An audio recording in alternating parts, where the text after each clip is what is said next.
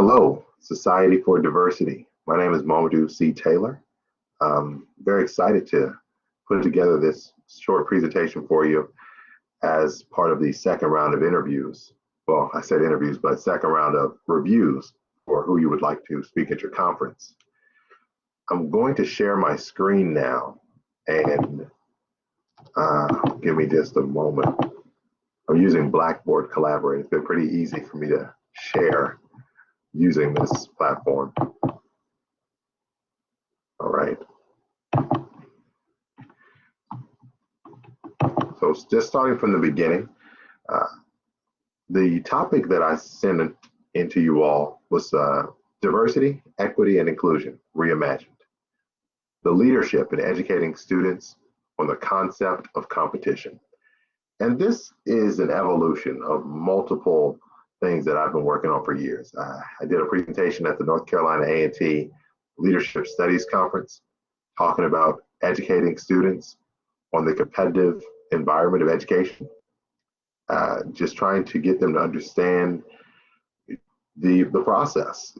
That we have an idea around education that it is this vehicle of social and upward mobility, which it can be, but there are some discrepancies when we look at the data and you look at outcomes and how some of these things have been predictive disproportionately to people of color. And so in the analysis of all this, I used the theories of Booker T. Washington and W.E.B. Du Bois, the debate that those two intellectual heavyweights had, that I think is just as relevant today. In short, I told you I am already. My pronouns, I don't really adhere to it, but I use male pronouns. So whatever male pronouns you decide to use for me is fine. He, him, his, the whole gamut of male pronouns, that works for me. My job title is also not available at this particular moment. My most recent position was working at Bowie State University as the co-curricular assistant to the vice president of student affairs, but that was a contract position. I'm also an adjunct professor at Wheeling University, teaching interdisciplinary studies, but primarily history. And I've been in the process as a finalist for multiple positions at multiple universities and colleges for director as well as dean level. By the time we get to this conference in September, I will have a position that I can give you that you can definitely put out there as part of my credentials. Again, most recently, co-curricular assistant to the vice president of student affairs. In that role, I used curriculum and instruction methods as well as infographics to create concise visual content for the division. And one of my key developments was the co-curricular programming report. Just taking all the programs and analyzing them from a wellness wheel standpoint, as well as aligning it with the university's strategic plan, goals, and initiatives. Prior to that, I was the director of student involvement at Lenoir-Rhyne University. We did a lot of great things in that position, working with students. And it's interesting how I got to that university. I was there as a visiting professor, the multicultural studies scholar in residence. And I taught a number of courses in leadership, as well as co-taught a great book seminar, primarily focused on multicultural competencies. One of the books was called Immigrant Voices, and the other was There by Tommy Orange, a Native American writer. In my educational background that you see at the left of the screen, I attended Livingstone College in Salisbury, North Carolina, and then North Carolina A&T for master's and doctoral studies. How many years of experience do I have presenting in DEI-related subject matter? I would say that DEI really is just throughout my entire experience. I've done a number of things, and some people would say in a short time. I've been a public school teacher, which in my knowledge and what I was able to gain and gauge from them was diversity, equity, and inclusion. It was understanding all of these different students from various backgrounds in one place and trying to have an equitable outcome for them and be inclusionary of their multiple perspectives in teaching and hopefully encouraging them to go further than high school education. Been a residence hall director, academic advisor, did that at North Carolina A&T.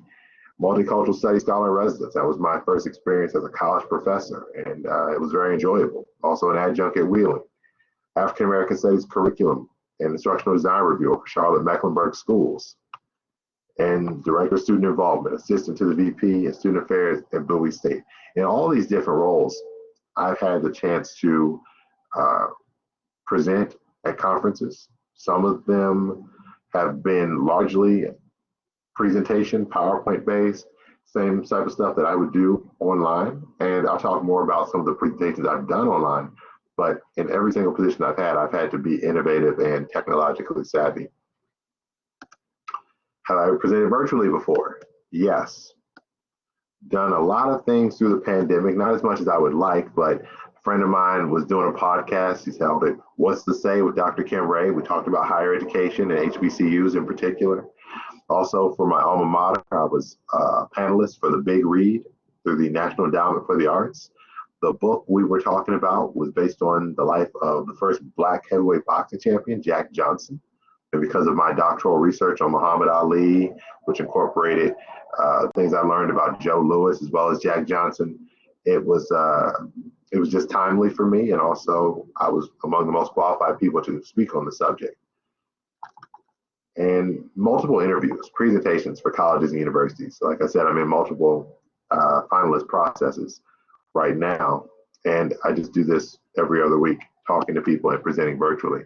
And also for my position at Wheeling, I did present about the class I was teaching. One of the interesting offerings we had this past year was the role of African Americans in sports history.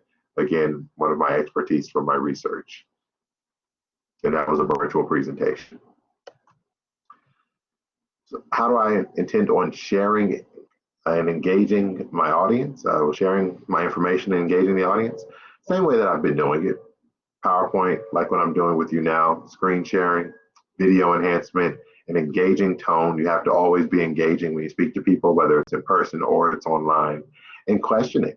I like to engage with the audience by asking them questions that get them to interact with me.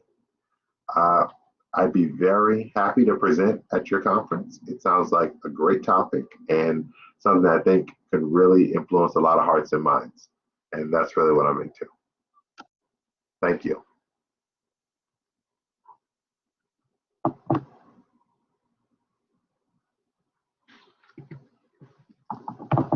Okay, so that's the end of the presentation. Hopefully you enjoyed it, and we'll talk again soon. Thank you.